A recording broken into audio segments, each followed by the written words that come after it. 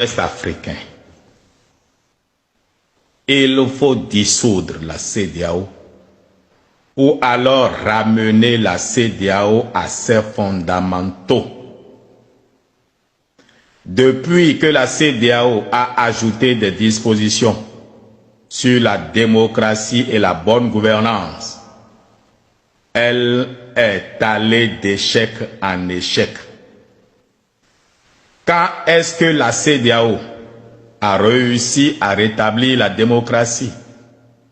La vraie. Ne me parlez pas de la Gambie. Ce que la CEDEAO a fait en Gambie est de l'ingérence. La Gambie est un presque pays de 10 000 km² dans le ventre du Sénégal, avec une armée qui ne fait pas l'effectif des forces de police du Sénégal. Trouver un pays digne du nom où la CEDEAO a pu rétablir la démocratie dans ses droits. Vous allez me parler du Mali? Non. La CEDEAO n'a pas respecté quoi que ce soit au Mali. Les populations voient que la CEDEAO a des règles à géométrie variable. Nos pays sont à l'image de la CEDEAO, ou plutôt la CEDEAO à l'image de nos pays, enfin. Incapables de faire de la démocratie. Il faut sortir de l'hypocrisie. C'est ce qui a tué toute crédibilité de la CEDEAO. Le manque de vérité et de vertu. Aujourd'hui, les militaires apparaissent, hélas, comme les seuls dignes fils de l'Afrique. Les populations ne veulent pas de démocratie telle que promue et appliquée dans la CEDEAO. Les populations veulent de la dignité et de quoi manger. La démocratie de la CEDEAO ne donne ni dignité ni nourriture.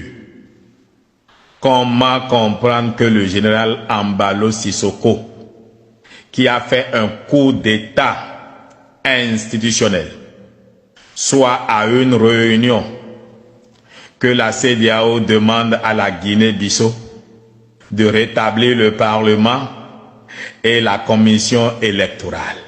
À qui parle-t-on au fait? Comment peut-on appeler les Bissau-Guinéens à rétablir un Parlement dissous illégalement, en toute violation des règles constitutionnelles de la Guinée-Bissau? L'auteur est assis et on parle de façon impersonnelle. Qui a dissous tout ça? Comment peut-il être facilitateur au Burkina Faso? Il a fait la promotion de quelle vertu politique? Il faut dissoudre la CEDEAO comme elle se présente aujourd'hui. Il faut rétablir aux fondamentaux il faut répartir aux fondamentaux de la CEDEAO, oui, de la création de la CEDEAO. Il vaut mieux savoir qu'on est confronté à un pouvoir fort que de croire à une démocratie et se retrouver en prison. La CEDEAO est une déception, un échec. En tout cas,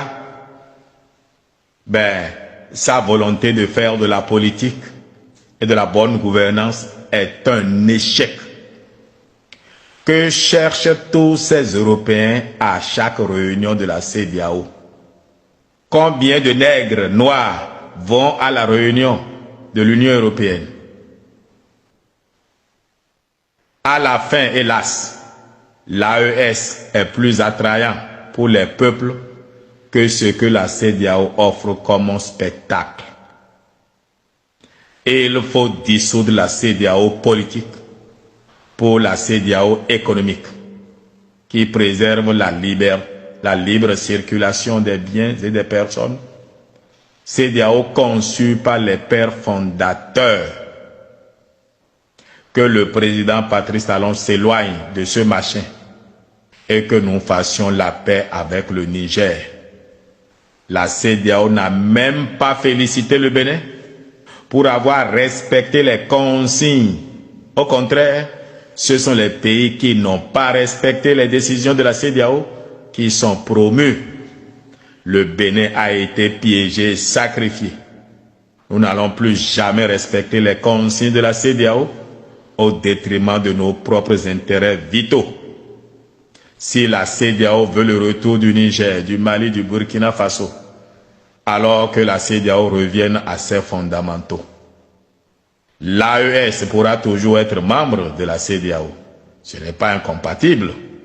Ce que refusent les pays comme le Niger, le Mali, le Burkina Faso, c'est l'ingérence politique, rien d'autre. L'AES ne refuse pas la libre circulation des biens et des personnes.